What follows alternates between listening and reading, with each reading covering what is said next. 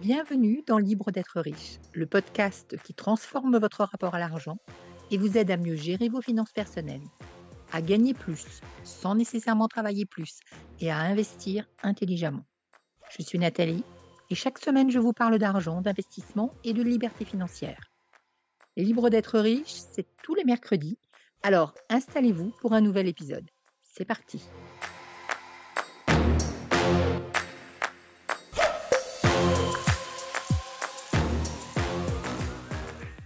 Je voudrais aborder aujourd'hui un aspect souvent passé sous silence de la liberté financière. Lorsqu'on parle de liberté financière, la première idée qui vient à l'esprit, c'est le fait de gagner plus, d'être plus riche. C'est évident. À partir du moment où on décide de travailler sur l'argent, on va, et c'est le premier objectif, essayer d'en avoir davantage. Donc, décider de créer sa liberté financière, c'est décider d'avoir plus d'argent, soit aujourd'hui, soit plus tard. Et bien sûr qu'il est parfois nécessaire d'agir sans attendre pour se créer un avenir meilleur. Mais il ne s'agit pas, quand on parle de liberté financière, de devenir riche ou de gagner plus n'importe comment. La liberté financière, c'est le fait de gagner plus sans y sacrifier son temps. C'est probablement la différence entre être libre financièrement et être riche. On peut être riche en travaillant 70 heures par semaine, 45 semaines dans l'année, sans voir grandir ses enfants, avec la contrainte du réveil qui sonne tous les matins à 6h30. Est-ce que c'est vraiment ce à quoi vous, moi, nous aspirons? Encore plus si ça doit durer 40 ans. Certaines personnes vivent de cette manière et quand elles se réveillent, le réveil est un tout petit peu brutal. Donc travailler à sa liberté financière suppose de s'intéresser à des manières alternatives de gagner de l'argent. Bien sûr, on pense tout de suite au placement financier. J'ai de l'argent, je le place. Il travaille pour moi. C'est votre argent qui se reproduit tout seul et qui vous fait bénéficier de ses intérêts. Ça ne demande pas beaucoup de temps, mais ça demande effectivement de prendre quelques risques et puis surtout, ça demande d'avoir un petit peu de sous à investir. Une autre manière alternative de gagner de l'argent, c'est l'immobilier. Vous investissez dans la pierre, vous prenez le risque d'emprunter, de rénover un logement, de le meubler, de le louer. Et oui, c'est un risque. Certaines personnes croient que devenir investisseur immobilier, donc propriétaire et avoir des locataires, c'est abuser du locataire qui doit payer tous les mois et que le propriétaire n'a rien à faire à part encaisser le loyer. Peut-être dans 20 ans ou dans 30 ans, mais pas au moment où il achète. Au moment où il achète, il a un crédit sur les bras. S'il a plus de locataire, il a quand même le crédit sur les bras. Il doit faire les travaux qui vont bien. Si la chaudière tombe en panne, il va devoir la remplacer, etc. Donc concrètement, oui, un propriétaire, un investisseur immobilier gagne, touche des revenus locatifs, mais il a pris un risque pour cela.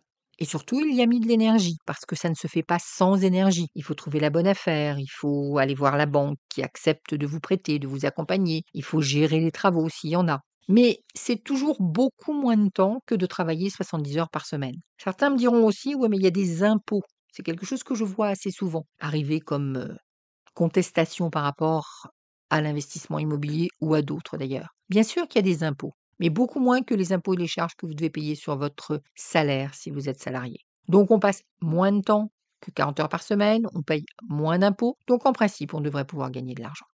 Mais dans ces manières alternatives de gagner de l'argent, il y a aussi toutes les possibilités offertes par Internet pour créer une activité complémentaire à domicile. Une boutique en ligne, par exemple, pour avoir des revenus d'appoint. Ou bien la location d'une pièce de votre maison qui, paraît-il, est souvent trop grande. On a fait une enquête récemment pour dire que, passé un certain âge, les personnes vivaient dans trop d'espace pour elles, ou pas. Mais quand on a effectivement beaucoup d'espace et qu'on ressent que notre maison est trop grande, on peut louer une pièce de façon permanente ou de façon provisoire et cela fait un peu d'argent en plus. La vente de vos compétences ou de votre savoir-faire sous forme d'e-book, de formation, d'accompagnement, ce qu'on appelle l'infoprenariat. Vous pouvez aussi développer une franchise à domicile via le marketing de réseau. Tout ça, ce sont des possibilités offertes par Internet, alternatives parce que vous n'empilez pas les heures et vous gagnez de l'argent. Ça ne veut pas dire que vous n'avez rien à faire. Donc on a parlé du temps, on a parlé de l'argent. Reste un troisième aspect de la liberté financière, c'est l'indépendance par rapport au système, par rapport à la société, par rapport à l'État, pourrait-on dire. C'est une dimension non négligeable aujourd'hui, notamment que le collectif, l'État, la société en général, va mal, marque des signes de faiblesse qui sont plutôt inquiétants, probablement plus inquiétants que jamais. Lorsque le collectif va bien, dépendre du collectif n'est pas une mauvaise idée. Quand le collectif va mal, ça commence à devenir une mauvaise idée. Dans les 30 glorieuses, ça pouvait être une bonne idée de compter sur sa retraite, de compter sur le chômage. Déjà, il y avait pas mal de boulot, de compter sur l'assurance maladie pour tout ce qui pouvait être accident, maladie, etc. Aujourd'hui, ça commence à devenir plus compliqué.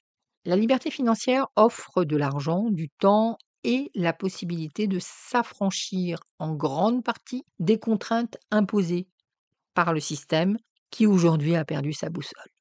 Bien sûr, être libre, ça permet d'aller voir ailleurs. Et certaines personnes vont choisir ça, vont choisir l'expatriation. Donc elles vont aller se poser quelque part, n'importe où dans le monde, souvent payer moins d'impôts. C'est une chose qui est offerte par la liberté financière. Mais la liberté financière, c'est aussi la possibilité de voyager, tout simplement. Donc effectivement, on s'affranchit des frontières et on va pouvoir aller voir ailleurs. Si vous me connaissez depuis un petit moment, et pour les autres, je vais vous le dire, je ne me suis pas expatriée. Je suis en France, j'habite en France, je reste en France. En tout cas pour l'instant, parce que probablement que chacun a un seuil de saturation et des fois je frise ce seuil de saturation. Pas tellement pour les impôts que je paye, encore que j'en paye pas mal, mais vraiment pour la tension, la pression, la charge administrative que c'est que de gérer plusieurs sociétés. Est-ce que pour autant je considère que je dépends du système? En réalité, certainement pas. Ayant suffisamment d'argent, l'inflation a assez peu d'impact sur moi.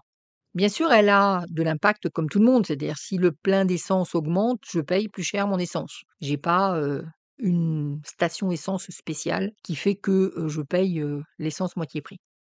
Même si, et ça je pourrais vous le donner en conseil, je peux aussi investir dans des actions totales.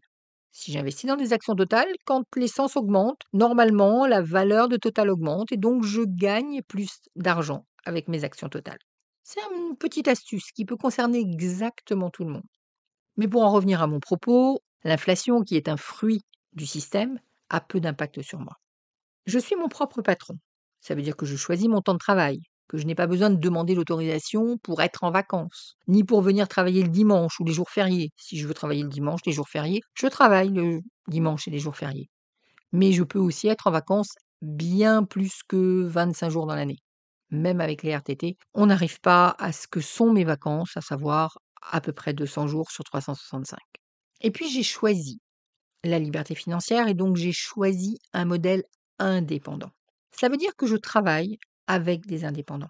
Une constellation d'entrepreneurs que je fais travailler avec plaisir, beaucoup plus facilement qu'une équipe de salariés subordonnés. Je n'aime pas la subordination. Les entrepreneurs avec lesquels je travaille sont mieux payés, ils sont responsables d'eux, ils ont beaucoup plus de latitude pour me dire ce qu'ils pensent, ce qu'ils veulent, mais aussi pour aller voguer vers d'autres cieux s'ils en ont envie. Nous travaillons ensemble sans fil à la patte et je sais qu'un fil à la patte, ce serait très difficile pour moi aujourd'hui, alors que je ne sais pas moi-même ce que je vais faire demain. Donc je ne voudrais pas embarquer dans un projet qui n'a pas tellement de visibilité des salariés à qui je ne saurais absolument pas dire si dans un mois, dans 2 mois, dans 3 mois, je serai encore en train de travailler. Et d'ailleurs, c'est bien pour ça que je ne veux pas de salariés, parce que dans un mois, dans 2 mois, dans 3 mois, je veux avoir la possibilité d'arrêter si je veux. Je ne dépends pas non plus du système parce que j'ai plusieurs structures d'entreprise et cela me permet de jongler avec les réformes fiscales. Les hausses d'impôts m'impactent, certaines plus, certaines moins, mais elles m'impactent aussi. Mais elles m'impactent probablement un peu moins que si j'étais salariée, un peu moins que si j'étais prisonnière d'une seule structure de société. C'est l'une des conséquences de l'indépendance que permet la liberté financière. Et j'ai choisi cette indépendance, avec les conséquences positives et négatives qui vont avec. Alors pourquoi je parle de conséquences positives et négatives? J'ai parlé de qu'est-ce que ça donnait de ne pas dépendre du système. Et vous pouvez imaginer qu'effectivement, si le système s'écroule, moins on est dépendant, moins on s'écroule avec. Mais il y a aussi des choses auxquelles on renonce. Et paradoxalement, beaucoup de gens n'ont pas envie d'y renoncer. C'est-à-dire que beaucoup de gens qui pourtant détestent se sentir dépendants vont choisir de rester dépendants du système, rester dépendants de l'État. Alors même qu'ils pourraient devenir indépendants, ils décident de rester dépendants. Pourquoi? Eh bien parce que ils comptent peut-être sur les remboursements de la sécurité sociale pour leurs soins médicaux ordinaires. Et je ne parle pas des hospitalisations qui peuvent être couvertes par une assurance qui prend en charge les frais d'hospitalisation quand on est sur une hospitalisation grave. Je parle juste des soins ordinaires. La Sécu rembourse. Choisir la liberté financière, c'est parfois choisir de ne pas être remboursé pour un certain nombre de soins. Peut-être que vous préférez rester salarié, dépendre, pour avoir droit au chômage. Quand on est indépendant, son propre patron, on a renoncé au chômage. Très souvent, je rencontre des créateurs d'entreprises dont le premier réflexe est d'aller faire la chasse aux subventions, récupérer de l'argent, alors que l'argent, il est chez les clients. Donc, ils feraient mieux de consacrer leur temps à aller chercher des clients plutôt qu'aller chercher des subventions. Vous avez peut-être sauté sur les offres d'isolation à 1 € pour refaire l'isolation de votre maison. Alors, isolation à 1 €, ça laisse supposer que cette isolation est gratuite ou pas chère, mais en fait, c'est juste que c'est pas vous qui payez. C'est le système qui paye. C'est l'ensemble des citoyens qui payent. Et donc là aussi, vous êtes dépendant du système à cet endroit-là. Décider d'être indépendant, c'est décider de payer avec ses propres ressources sans faire appel à l'isolation à 1 €. Et puis, on va parler du CPF. Alors que vous soyez organisme de formation et que vous fassiez des pieds et des mains pour avoir droit au fond de la formation professionnelle, ou bien que vous souhaitiez vous aussi utiliser votre CPF pour quelque formation que vous vouliez faire. Vous me direz, j'ai cotisé pour. Oui, mais c'est surtout que ne pas l'utiliser, ce serait rentrer dans un système d'indépendance qui peut effectivement avoir un coût, qui demande de faire des sacrifices, de ne plus avoir à profiter de l'argent public. Et puis, vous avez passé 40 ans sans investir parce que vous comptez que l'État s'occupera de votre retraite. Ça aussi, c'est de la dépendance. Au final, nous sommes plus nombreux qu'on ne le pense à souhaiter dépendre de l'argent public, donc du système. Parce qu'il sert d'amortisseur en cas de problème, qu'il met du beurre dans les épinards, qu'il propose des subventions pour à peu près tout, y compris pour repriser les chaussettes. Et donc, a priori, on est content de devenir dépendant parce que on a choisi l'amortisseur. Devenir indépendant, c'est aussi renoncer à cela, c'est être sa propre colonne vertébrale. Ne pas attendre qu'on nous dise quoi faire, ne pas attendre que quelqu'un d'autre paye pour nous. C'est 1000 fois plus agréable, mais c'est aussi 1000 fois plus coûteux. Peut-être que c'est le prix de la liberté. Si vous avez envie de goûter aux bienfaits de la liberté financière, d'avoir plus d'argent, plus de temps, plus d'indépendance, je vous propose de démarrer avec moi le 16 septembre le défi richesse et liberté. Vous avez le lien qui est en description de cet épisode du podcast Libre d'être riche. Et ce défi, il est là pour vous aider à commencer, parce qu'il faut bien commencer quelque part. Il est là pour vous aider à reprendre en main vos finances, à mieux vous occuper de votre argent, à dynamiser votre argent qui dort peut-être sur un compte faiblement rémunéré. Vous vous inscrivez et vous allez voir que très vite, vous allez avoir des cadeaux, des surprises, des partages, des choses à partager avec les autres participants parce que vous n'êtes pas seul et vous n'êtes pas seul à rêver d'un peu plus d'indépendance dans votre vie. Merci de m'avoir écouté. Si cet épisode vous a plu, abonnez-vous dès maintenant sur votre plateforme de podcast préférée et prenez quelques secondes pour me laisser 5 étoiles et un avis.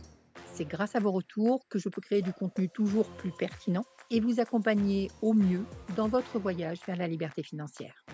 On se retrouve mercredi prochain pour un nouvel épisode de Libre d'être riche.